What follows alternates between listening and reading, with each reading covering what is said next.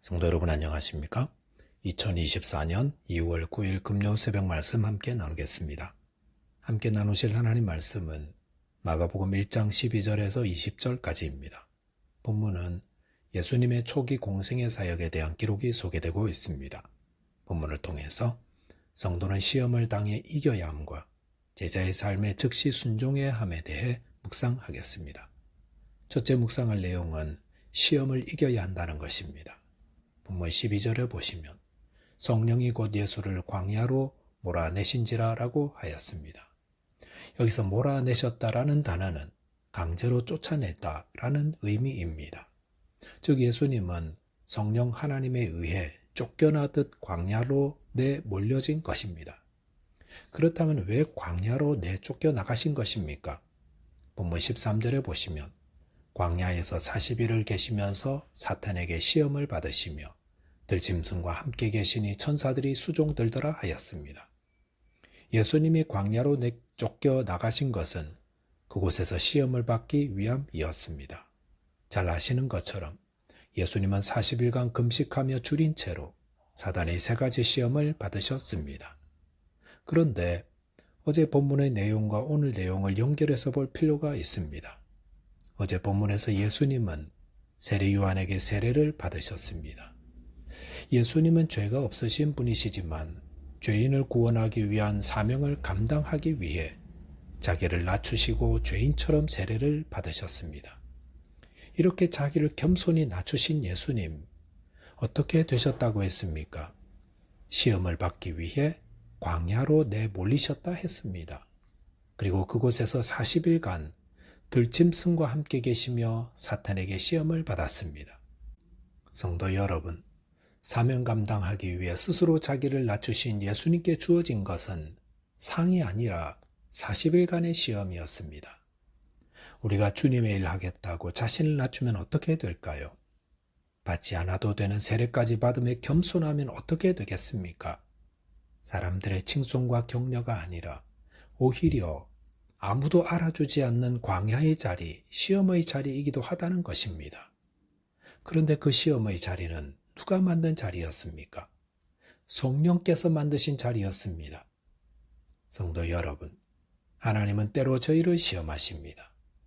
우리가 사명 감당하기 위해 나를 낮추고 겸손히 섬기려 하면 그런 우리를 더 낮고 더 외롭고 배고프고 초라한 곳으로 보내어지기도 한다는 것입니다. 그럴 때 참 사역자는 실망하지 않습니다. 아니 그럴지라도 더욱 믿음으로 그 시험을 이겨나갑니다. 예수님은 시험 받을 때 어떻게 하셨습니까? 40일간 기도하셨습니다. 이것은 우리가 시험 당할 때 기도해야 한다는 것을 말씀해 줍니다.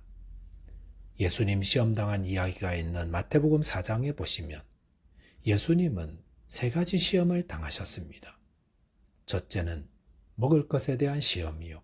둘째는 성전 꼭대기에서 떨어져 사람들에게 자신을 드러내라는 시험이었고, 셋째는 성공에 대한 시험이었습니다.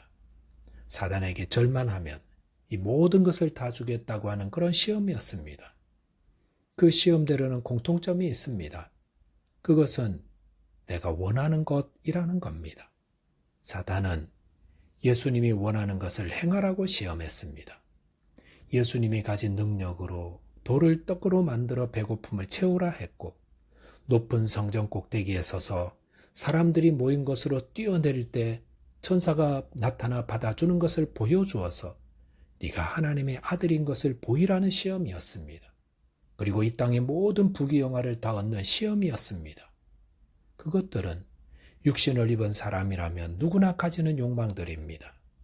그것은 육신의 정욕, 안목의 정욕, 이생의 자랑이었습니다. 그런데 그 시험 당할 때 예수님의 신명기의 말씀으로 다 물리치고 이기셨습니다. 시험이란 나의 욕망, 나의 뜻을 따르라는 유혹입니다.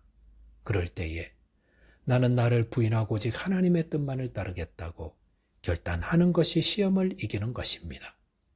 저와 여러분이 주님을 따를 때 나를 버리고 오직 하나님의 뜻만을 따르는 자 되심으로 시험을 능히 이기게 되시기 바라겠습니다.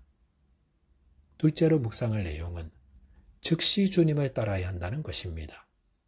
본문 14절에 보시면 요한이 잡힌 후 예수께서 갈릴리에 오셔서 하나님의 복음을 전파하였다고 했습니다. 본문에 보시면 예수님의 첫 사역지가 갈릴리임을 말하고 있습니다. 그런데 왜 갈릴리일까요? 갈릴리는 이스라엘에서 외곽이요, 또 신앙과는 거리가 먼 곳입니다. 또한 소문도 좋지 않아서 갈릴리는 이방 민족이 쳐들어올 때 가장 먼저 공격받는 곳이요, 그렇기 때문에 이방인들의 피가 많이 섞인 곳입니다. 왜 예수님은 종교의 중심지인 예루살렘을 놓아두고 누추한 갈릴리에서 하나님의 사역을 시작하고 계시는 것입니까? 그것은 하나님의 은혜는 물과 같아서 높은 곳이 아니라 낮은 곳으로 흐르기 때문입니다. 예수님의 오심은 하나님의 은혜입니다. 그런데 그 은혜는 성공하고 부유한 사람들이 모여 사는 예루살렘이 아니라 가난하고 천박하여 사람들이 멀리하는 곳에 먼저 임했다는 것입니다. 성도 여러분, 실패한 자들이 모여드는 갈릴리에 살고 계시다면 기뻐하시기 바랍니다. 왜냐하면 하나님의 은혜는 갈릴리에 임하기 때문입니다. 그곳에서 가난한 심령으로 하나님의 복음을 받아들인다면 갈릴리는 실패의 자리가 아니라 오히려 하나님의 복을 누리는 자리가 될 것입니다. 본문 15절에 보시면 이르시되 때가 찼고 하나님의 나라가 가까이 왔으니 회개하고 복음을 믿으라 하시니라 하였습니다. 여기서 때가 찼다는 것은 성육하신 예수님을 통해 이루어질 하나님의 구원의 역사가 임박했다는 말입니다. 하나님의 나라란 하나님의 통치를 의미합니다. 즉 내 삶에 하나님의 나라가 임했다는 말은 내 삶을 하나님이 통치하게 되었다라는 말입니다. 하나님은 온 우주와 역사를 다스리고 계시는데 그 하나님께 나를 드리는 자에게는 하나님의 나라가 그의 삶에도 임하게 됩니다. 그렇다면 어떻게 하나님의 나라가 내 삶에 임하게 됩니까? 그것은 회개하고 복음을 믿는 것입니다. 무엇을 회개합니까? 내 생각, 내 욕심, 내 뜻대로 나를 통치했던 옛 생활을 회개하고 청산하는 것입니다. 그리고 방향을 바꾸어서 복음, 즉 예수 그리스도를 믿고 그분의 말씀을 따라 살 때에 내 삶에 하나님의 나라가 임합니다. 본문 16절 17절에 보시면 갈릴리 해변으로 지나가시다가 시몬과 그 형제 안드레가 바다에서 그물 던지는 것을 보시니 그들은 어부라 예수께서 이르시되 나를 따라오라 내가 너희로 사람을 낚는 어부가 되게 하리라 하시니라고 하였습니다. 갈릴리 해변을 거니시던 예수님은 그곳에서 바다에 그물을 던지던 시몬과 베드로를 부르셨습니다. 예수님은 나를 따라오라 내가 너희로 사람을 낚는 어부가 되게 하겠다 하셨습니다. 예수님이 이들에게 회개하라는 말씀을 전하지 않으신 것은 이들은 이미 그 복음을 들었기 때문이라 할 수 있습니다. 이렇게 복음을 들은 자들에게 예수님은 나를 따르라 하십니다. 예수님의 복음을 듣고 회개하고 복음을 믿는 자는 예수님을 따르는 자로 부름을 받습니다. 그런데 언제 예수님이 이들을 부르셨습니까? 그들이 바다에 그물을 던지고 있을 때, 즉 삶의 현장에서 부르셨습니다. 이것은 우리가 예수님을 따르는 것이 치열한 삶의 자리라는 것을 말해줍니다. 우리는 주일날 교회 안에서만 주님을 따르는 것이 아니라 세상에 나가 돈을 벌고 공부를 하고 집안을 가꾸는 가운데서도 주님을 따르도록 부름을 받습니다. 본문 18절에 보시면 곧 그물을 버려두고 따르니라 하였습니다. 이들은 주님의 부르심에 즉시 따랐다 했습니다. 주님을 따르는 일은 즉시 하는 것입니다. 지금 하던 일 마치고 갈게요. 정리할 시간 주세요. 이러면 주님 따르지 못합니다. 주님의 제자가 되려면 즉시 순종하고 따라야 합니다.